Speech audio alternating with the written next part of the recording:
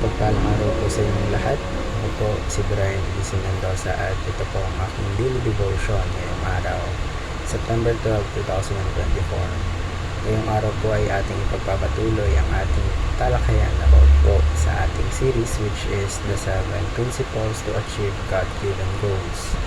Specifically, ang topic po natin for today ay about po sa laser focus, overcome the big three. Yung talagang mata mo nakatuon sa task mo, talagang ka-focus ka doon sa task mo. Now, ang ating talata po ay manggagaling sa Proverbs chapter 4 verse 25. Sabi po dito, let your eyes look straight ahead, fix your gaze directly before you. Sa Tagalog po, palaging sa hinaharap ang pukol ng iyong tanaw, ituon ang iyong pansin sa iyong patutunguhan. Now, para po sa mga katuruan na aking natutunan mula sa talatang ito, we need to overcome the big three. So, ano nga ba itong big three na ito? Una po, procrastination, the power of now. Kailangan po nating ma-overcome itong procrastination. Ito po yung mayroon kang dapat gawin pero pinagpapamaya mo pa. Mamaya na lang yan, bukas na lang yan. Marami naman akong time. Bakit gagawin ko ito ngayon? Pwede namang mamaya na lang.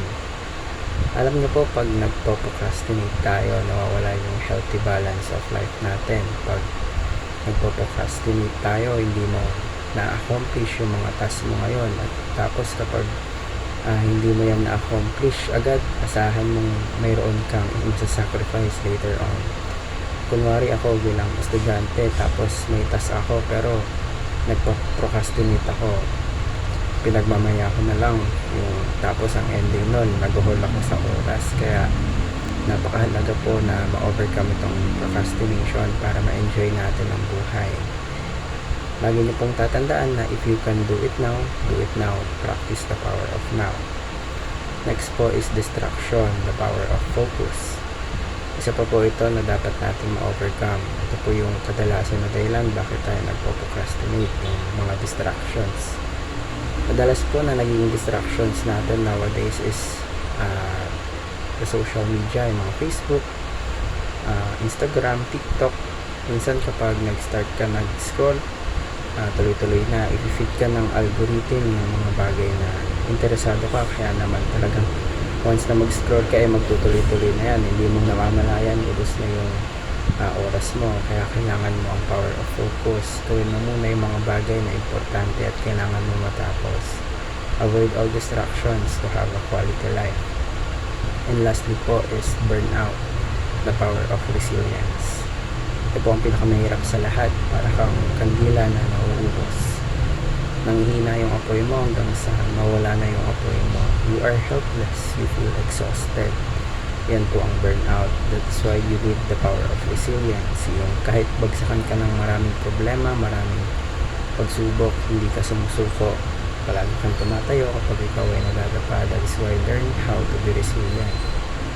Now, para naman po sa ating application, paano po natin i-apply, paano po natin i-overcome itong mga tatlong ito, itong big three. Una po, do your task now and enjoy a quality life. Again po, kung kaya naman po natin gawin ngayon, gawin na po natin ngayon. Huwag na po natin ipagmamamaya pa. Kung kaya mong gawin ngayon, gawin mo na ngayon para later on, magawa mo na lahat, meron kang freedom na gawin yung mga bagay na gusto mo, like your hobbies, para hindi ka mag-hold sa oras at wala kang masacrifice na ibang bagay. Also, focus by setting aside all distractions.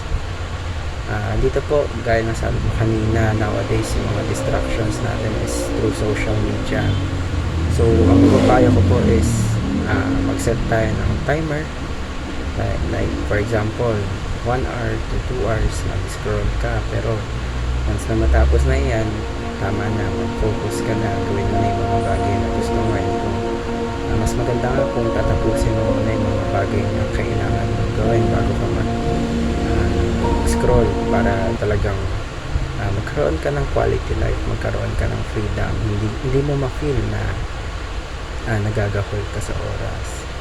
You need to focus, iset aside mo yung mga distractions. practice mo yan, gaya ng sabi ko, mag-set ka ng timer na yun lang yung oras na bubugol mo sa social media.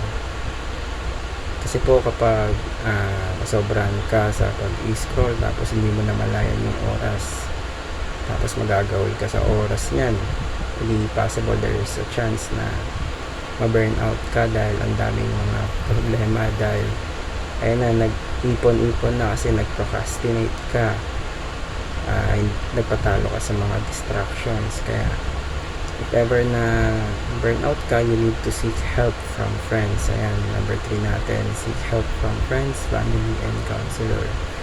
Kapag nakikita mo na yung mga symptoms, mga simptomas na feel mo nagbo-burnout ka na, kailangan mong humingi ng tulong sa mga kaibigan, sa family, or sa counselor, sa mga professionals.